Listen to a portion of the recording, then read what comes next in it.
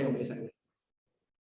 सुनना क्वेश्चन ये है, तो ये पहले ये लॉजिक समझ लो कि ये इन्वर्स डायरेक्टली है, तो लेंथ जितनी ज्यादा होगी रेडियस उतनी ज्यादा होगी। एरिया पाई आर स्क्वायर है, तो आर स्क्वायर का मतलब रेडियस और रेडियस होगा डायमीटर, तो रेडियस या डायमीटर जितना कम होगा रेडियस उतनी ज्यादा, और ये जितना कम ज्यादा होगा उतनी कम होगी, क्योंकि ये इन्वर्सली है। तो ये डायरेक्टली और ये इन्वर्स। सुनना question, resistance of a given wire of length is L is 4 ओम। और न्यूमेरिकल करते समय बस एक बात का ध्यान रखो, जो आपको दिया हुआ है वो लिखते हुए जाओ।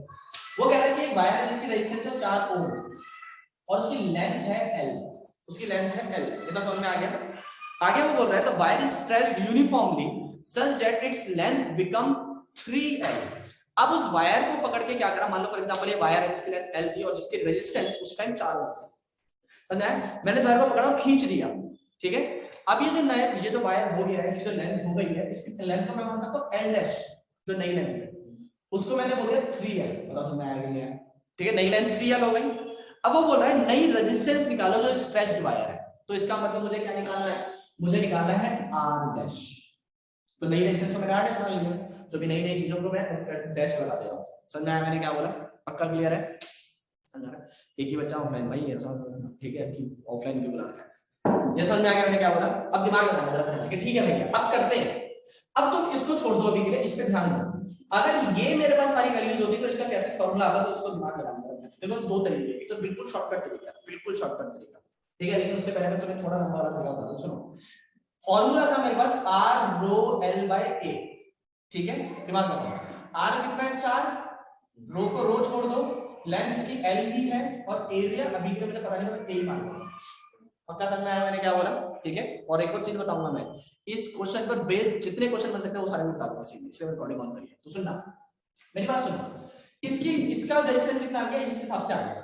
पक्का क्लियर है बात?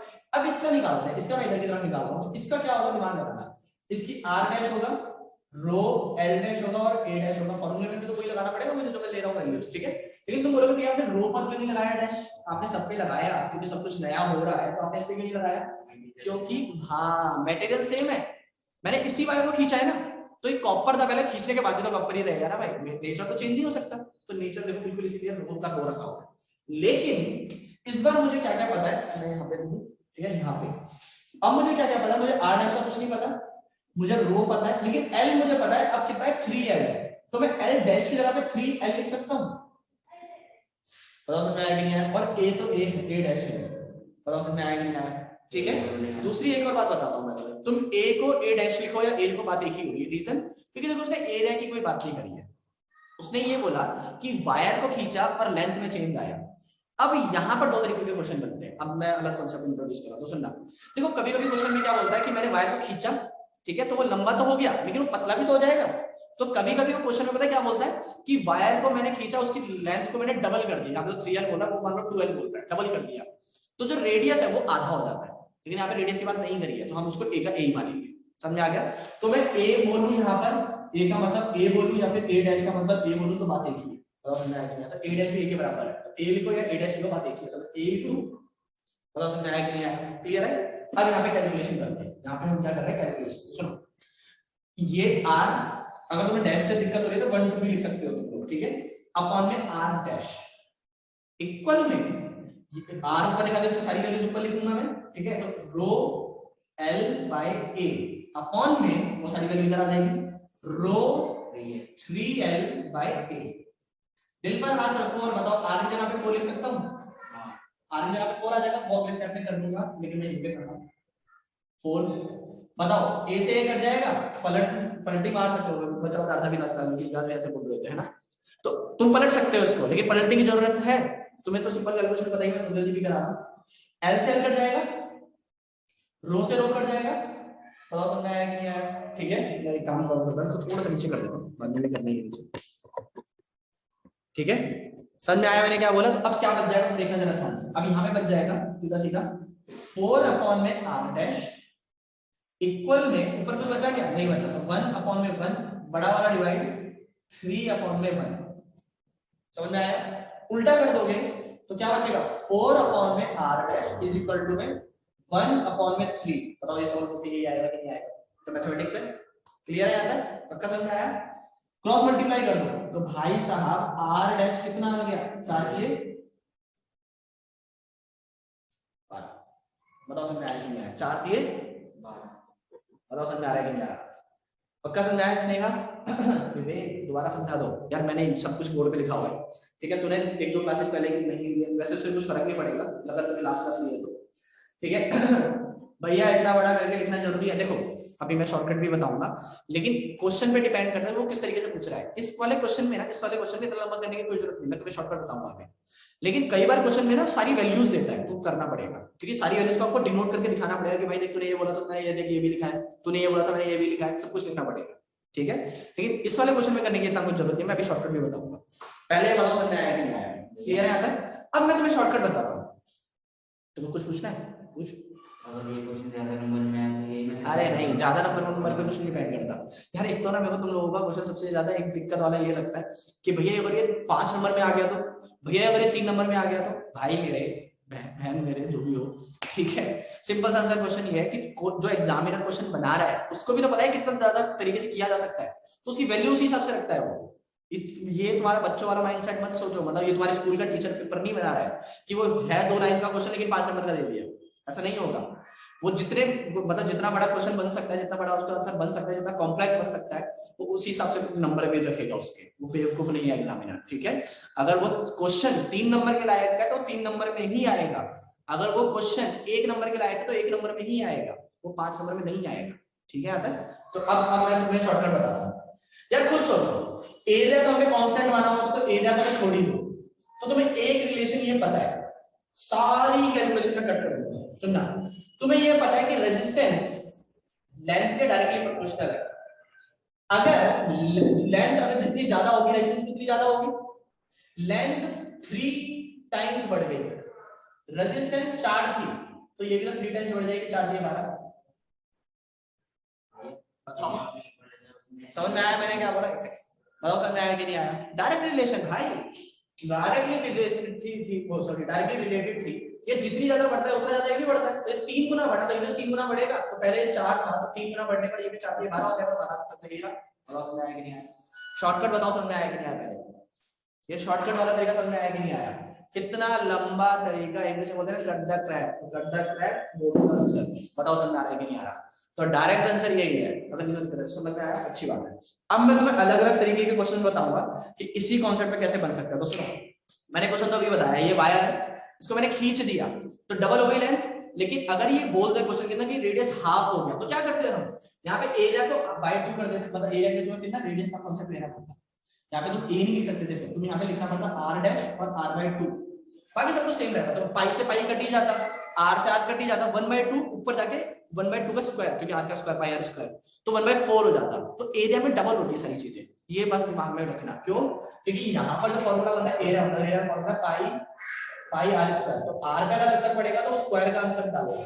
अगर मान लो फॉर एग्जांपल यहाँ पे 3 गुना ये हुई है, अगर रेडियस 3 गुना हो जाता है तो 9 टाइम्स वो घट जाता, क्योंकि 3 का दुगना 9 होता है।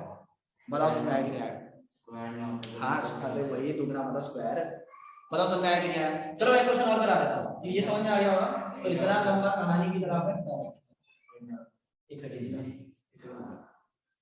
ठीक है? क्वेश्चन समझ में आया? अब मैं तुम्हें एक क्वेश्चन बता रहा हूँ इस पे, मतलब रेडियस वाले कॉन्सेप्ट पे। तो रेडियस वाला कॉन्सेप्ट भी समझना, ठीक है? तो मान लो फॉर एग्जांपल वो इस बार लेंथ को नहीं बोल रहा, ठीक है? इस बार वो बोल रहा है कि भाई मैंने लेंथ को, वो सॉरी रेडियस को डबल कर दिया या फिर 3 गुना कर दिया। चलो 3 गुने पे समझ लेते हैं। रेडियस को अगर 3 गुना कर देता तो मुझे पता है जो रेजिस्टेंस है वो 1/a होती है, पता है बात? ठीक है? अच्छा मैं क्वेश्चन क्या बना रहा हूँ, मैं बना रहा हूँ कि r डैश को मैंने 3r कर दिया, 3 गुना है, ठीक है? तो सुनना, मैं इसको ये भी तो लिख सकता हूँ r इज इक्वल टू में directly proportional to 1/πr square. तुमने मेरी क्लास बढ़वा दी है वैसे, ठीक है? क्योंकि मुझे पढ़ाना नहीं था, मैं किसी और क्लास में पढ़ा था, कोई बात नहीं। बताओ ये समझ में आया कि नहीं आया? लेकिन इस बैच में जो बच्चे आ रहे हैं ना, तुम्हारी मजबूरी इसी बैच में आने की, क्योंकि अब वो आधी चीजें वो दिक्कत देगी। बताओ समझ में आया कि नहीं आया? पाई तो कांस्टेंट है, तो पाई लिखना जरूरी है क्या? मान दो बोली इसको, क्योंकि डायरेक्टली प्रोपोर्शनल में हम कांस्टेंट नहीं लेते, हम वो लेते हैं, मतलब वो चीज लेते हैं जो वेरिएबल है। बताओ समझ में आया कि नहीं आया? अब मैंने बोला कि 3 गुना हो गया ये, तो भाई साहब रेडियस मान लो पहले उसी का लेते 4 था, तो अब कितना हो जाएगा? सिंपल सा लॉजिक है यार, ये 4 है तो 1/, अभी 3 गुना हो गया तो मैं लिख सकता हूँ 3r, तो क्या हो जाएगा? 1/9 r स्क्वायर, और r स्क्वायर तो देखो पहले से मैच कर रही है, बस अंतर कितने का है? 1/9 का, 1/9 9 का। तो अगर आप मतलब रेडियस 3 गुना बढ़ा देते हो, मतलब अगर वायर आप 3 गुना मोटा कर देते हो, 3 गुना मोटा कर दिया वायर, तो रेजिस्टेंस 9 गुना घट जाएगा, क्योंकि इनवर्सली है ना, तो 9 और इनवर्सली साफ पता लग रहा है 1/9 से, तो 9 गुना घट जाएगा। तो इसका मतलब अब रिलेट करो जरा ध्यान से, अगर लेंथ 3 गुना बढ़ रही थी तो रेजिस्टेंस 3 गुना बढ़ रहा था, तो बढ़ना भी चाहिए था, और 3 का वो था, मतलब नंबर 3 का था। लेकिन अगर मैं क्या बोल रहा हूं, हाँ वैसे अगर मान लो रेजिस्टेंस 3 गुना घट रही है या फिर बढ़ रही है, तो असर पड़ेगा 9 गुना का, ठीक है। तो लेंथ 3 गुना बढ़ रही थी तो रेजिस्टेंस 3 गुना बढ़ रही थी, लेकिन जब रेडियस 3 गुना बढ़ेगा तो वो 9 गुना घटेगा। एक तो दो अंतर आ रहे हैं, एक तो बढ़ने और घटने का अंतर आ रहा है, और उसका स्क्वायर का अंतर आएगा, क्योंकि वो स्क्वायर में होती है पाई आर स्क्वायर। पता है समझ में आएगा यार, लक्ष्य अगर समझ में आया तो तुम्हारा पूछेंगे बाद में, ये मेरे को कॉन्सेप्ट आना है, ये जो आपने ठीक है।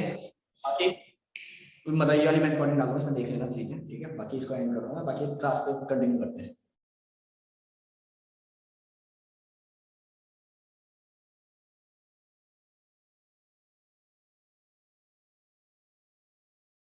ठीक है, तो ये क्वेश्चन था, अगर रेडियस हाफ हो रही है, लेंथ डबल हो रही है। अब मैं एक नया क्वेश्चन बता रहा हूँ जिसमें मैं रेडियस को भी चेंज करूंगा और लेंथ को भी चेंज करूंगा, क्वेश्चन ही बदल देते हैं पूरा, ठीक है।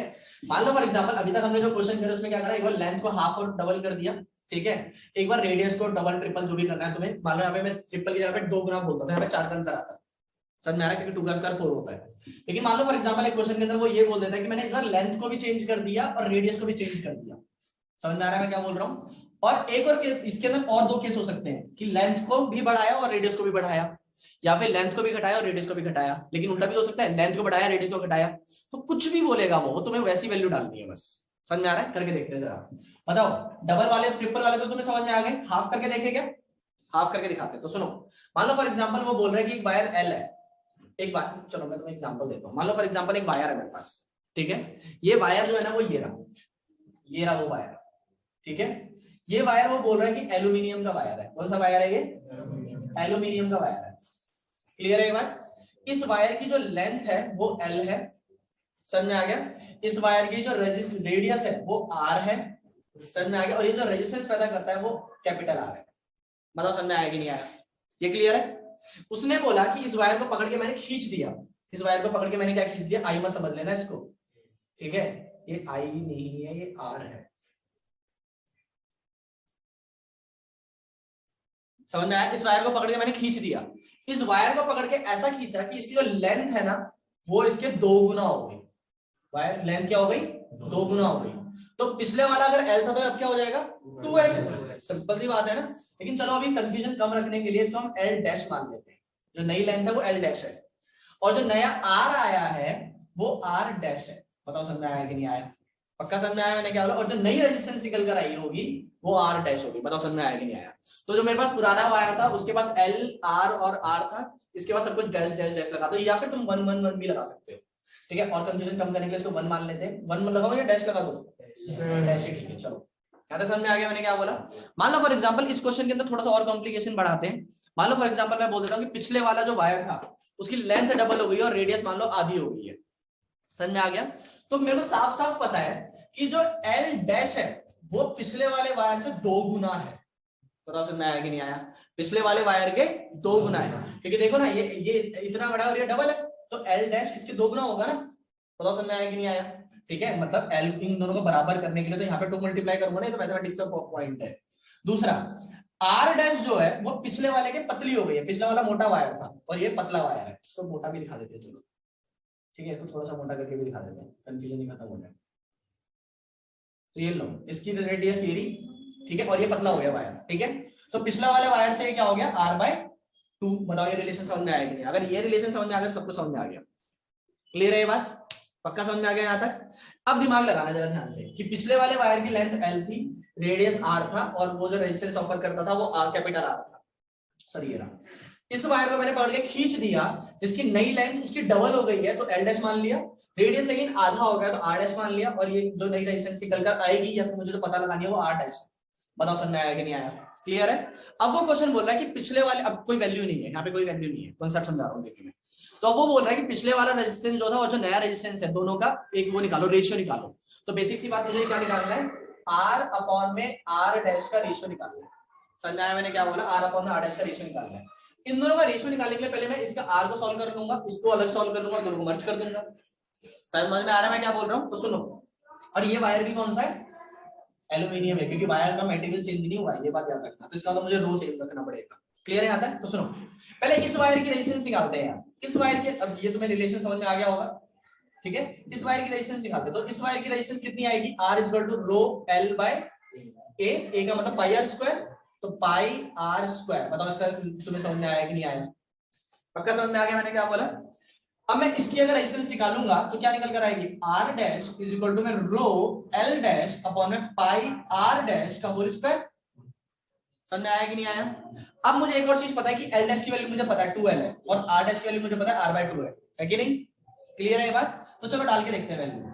तो R डैश निकालने के लिए मैं वैल्यू डाल रहा हूं, तो रो रहेगा क्योंकि मटेरियल तो सेम है ना, एल्यूमिनियम एल्यूमिनियम है। लेकिन L डैश की वैल्यू क्या है, 2L है, और पाई तो पाई ही है कांस्टेंट, और R डैश की वैल्यू क्या है, R/2, तो R/2 का होल स्क्वायर। बताओ समझ में आया कि नहीं आया? इसको सॉल्व करते हैं अब इसी को, इतना सही को सॉल्व करेंगे हम, ठीक है? तो मेरे पास तो बोर्ड छोटा पड़ गया, लेकिन मैं इसको इधर कर रहा हूं, ठीक है? सुनना, तो R डैश, ठीक है, थोड़ा सा और इधर लिखते हैं।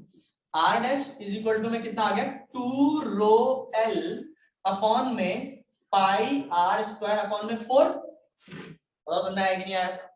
इसके बाद यही तो होगा, होगा कि नहीं? क्लियर है बात? पक्का समझ में आया? सुनना जरा ध्यान से। अब अगला स्टेप, इसको ऊपर लेकर जाऊंगा, ठीक है? पलटूंगा ना, इसके नीचे कुछ भी नहीं है, तो इसके नीचे 1 और ये पलट जाएगा, तो ऊपर क्या हो जाएगा, R डैश इक्वल टू क्या आ जाएगा, 4 इंटू में 2 रो L और अपॉन में पाई R स्क्वायर। तो समझ में आया? और R डैश कितना निकल कर आया फाइनली, 4 दूनी 8 रो L अपॉन में पाई R स्क्वायर। बताओ समझ में आया कि नहीं आया? ऐसा क्लियर है?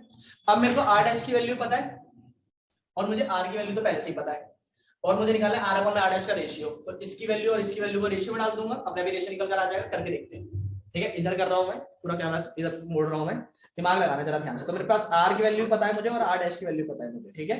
तो सुनना,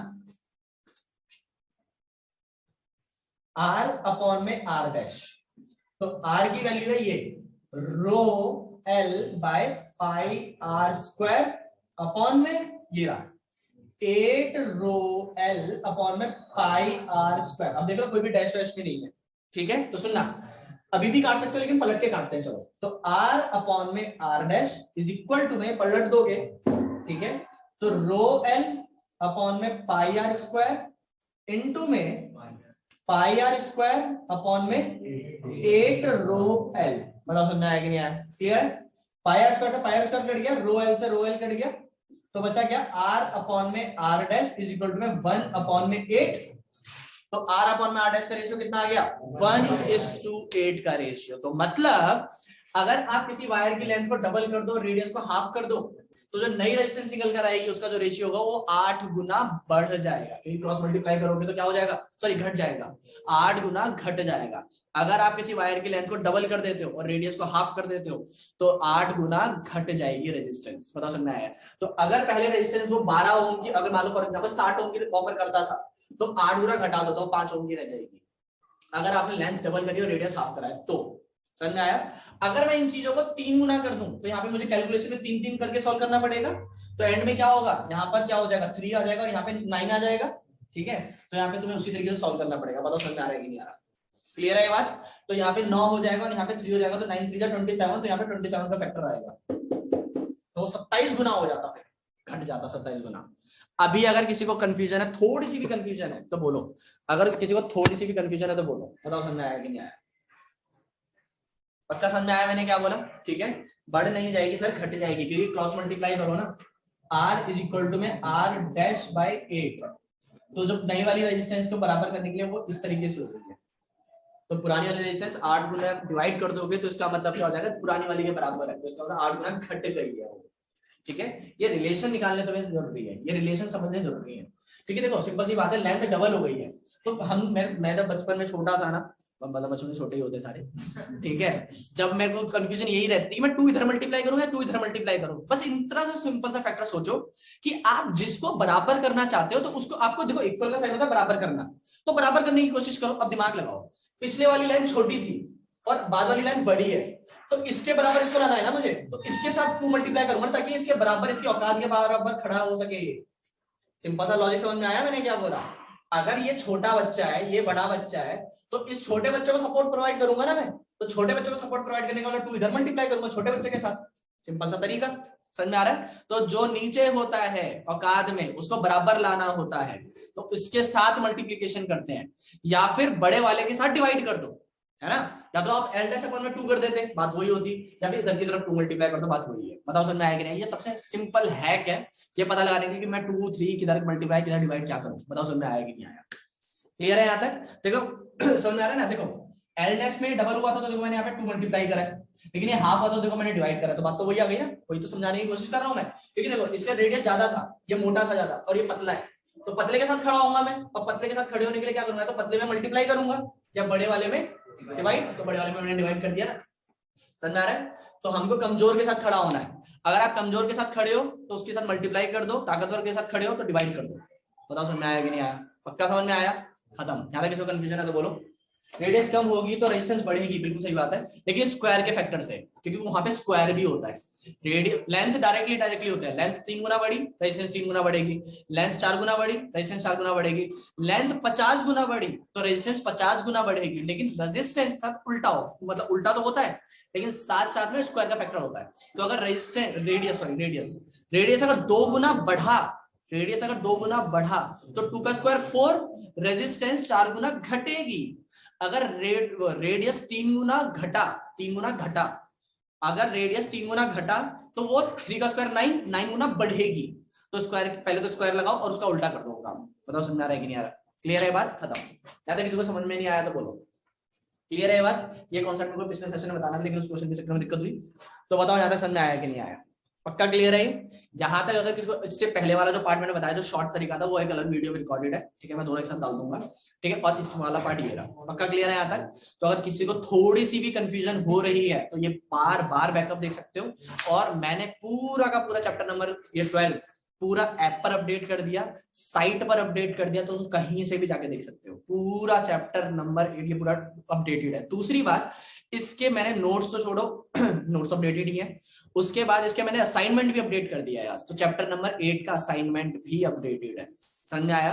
तो तुम 8 कह रहा हूँ, चैप्टर नंबर 12 के नोट्स अपडेट हो चुके हैं, क्या नाम है, वीडियोस अपडेट हो चुकी है, ये वाली वीडियोस भी अपडेट हो जाएगी, मतलब इसमें तो कुछ नहीं है, सारा उसमें पहले से पड़ा हुआ है, ऐप पर भी अपडेटेड है, साइट पर भी अपडेटेड है, असाइनमेंट भी अपडेट हो चुका है, सब कुछ अपडेटेड है इसका, कभी भी जाके ओपन करो जब भी छुट्टी नहीं हुई अभी।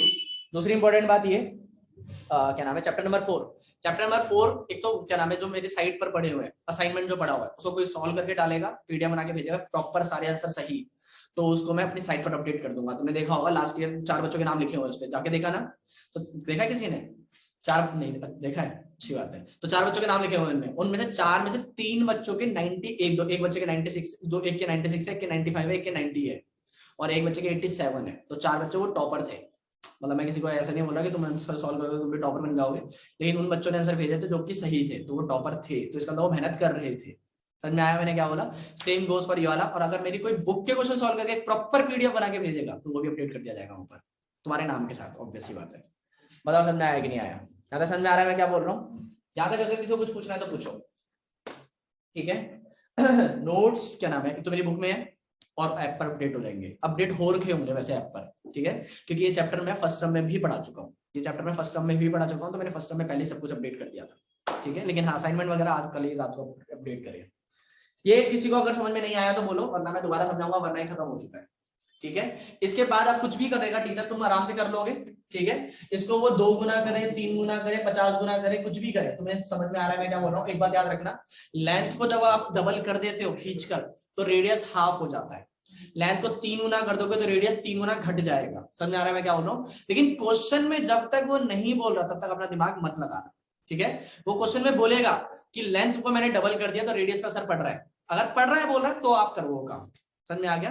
लेकिन अगर वो लेंथ को टच कर रहा है तो सिर्फ आप लेंथ को चेंज करो, आर डैश को आर के बराबर ही रखो, रेडियस को टच कर रहा है तो एल डैश को एल के बराबर ही रखो, जो वो बोल रहा है वैसा करो। समझ में आ गया। अगर वो बोल रहा है दोनों में चेंज हो रहा है तो दोनों को चेंज करके लिखो। बताओ समझ में आया कि नहीं आया? क्लियर है ये बात?